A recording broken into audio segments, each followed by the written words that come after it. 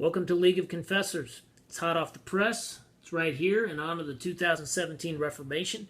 Jake and I are going to just give you about the first 10 minutes of an hour-long gameplay. It'll give you the understanding of how to do the order of play and the stages, and it'll get your feet wet. When you buy the game, then you get the rule book, and the rest of it will make sense. You'll see the hero abilities and all that stuff, but this will give you a taste for it. Thanks a lot. All right, League of Confessors. Jake and I are getting started. We're going to give you a playthrough, and it'll probably take about an hour. All right, the order of play is always the same. It goes John Frederick the Magnanimous, 2 Charles V, 3 Philip of Hesse, 4 Ferdinand. And so whether you're setting up or whether you're playing the game, you follow that order of play. And so the first person to choose where to go is John Frederick. He's always number 1.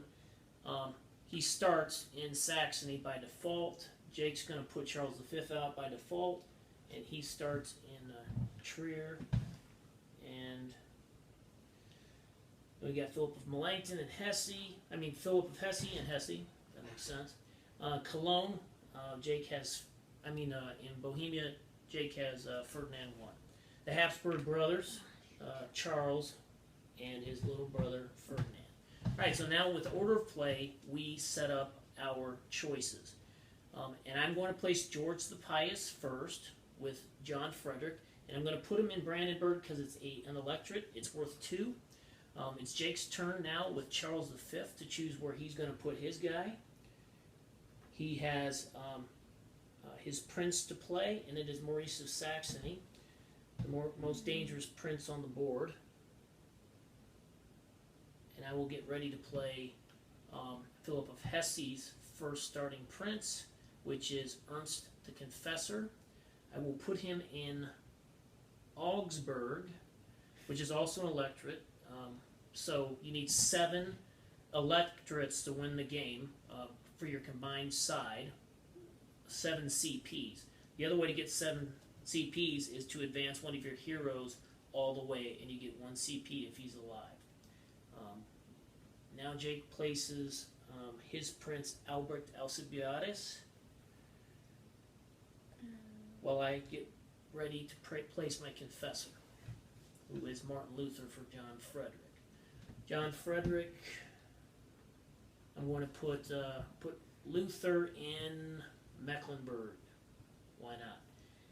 And Jake's going to put the infamous nemesis of Martin Luther, known as Johannes Eck.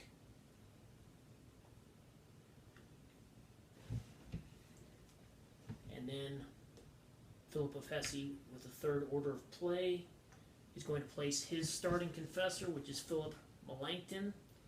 And Philip Melanchthon is going to go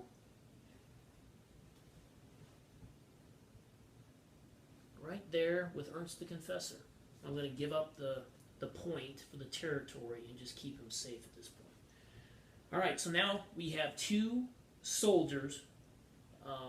Each of these soldier markers represents 5,000 myriad troops, mercenaries, and regulars. And we can place them anywhere on the board we want to.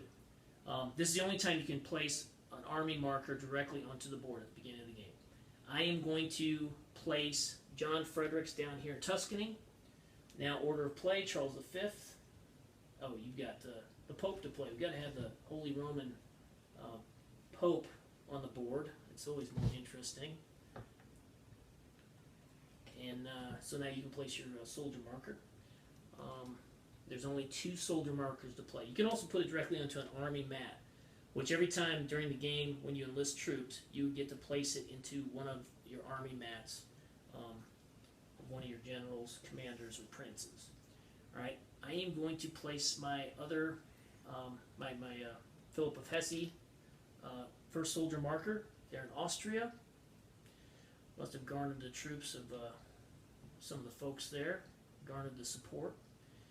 Jake's trying to box in Luther, which is an extremely brilliant tactic, but also deadly to me. All right, back to John Frederick, order of play. He's the first again. And I am going to place his last guy in Silesia. Jake's going with Charles V. He has done well to box in Luther. That's bad news for me. And my last guy I am going to be placing in the Spanish Netherlands with League of Confessors. Alright, and Ferdinand's last troop. Okay, so here we go. We're going to play.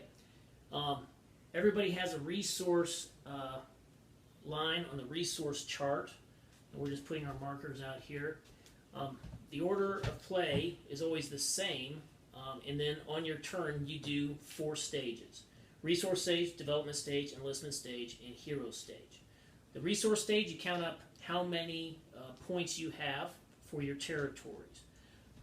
And so it's John Frederick the Magnanimous's turn. 1, 2, 3, 4, 5, 6, 7. So he gets 7 resources. We go to the next stage, which is the development stage. You need an armory to develop a technique, which are right here. I don't have one. We skip that stage for now.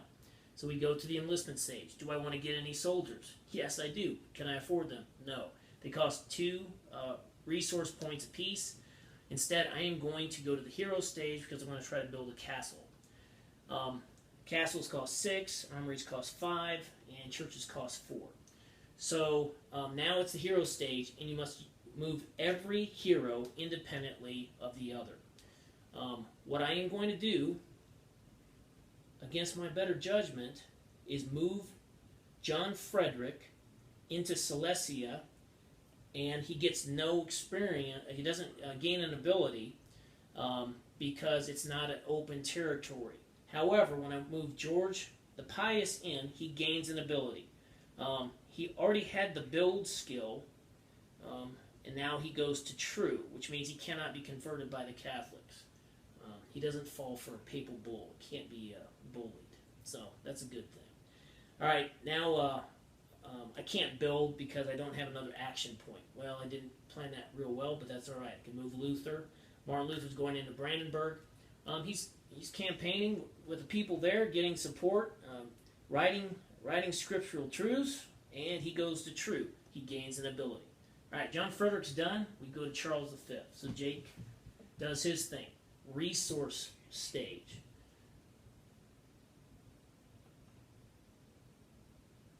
And what do you have? 6. 6. Now you've got to have 7. You've got 7. Oh, yes, I do. Yeah. All right. Okay.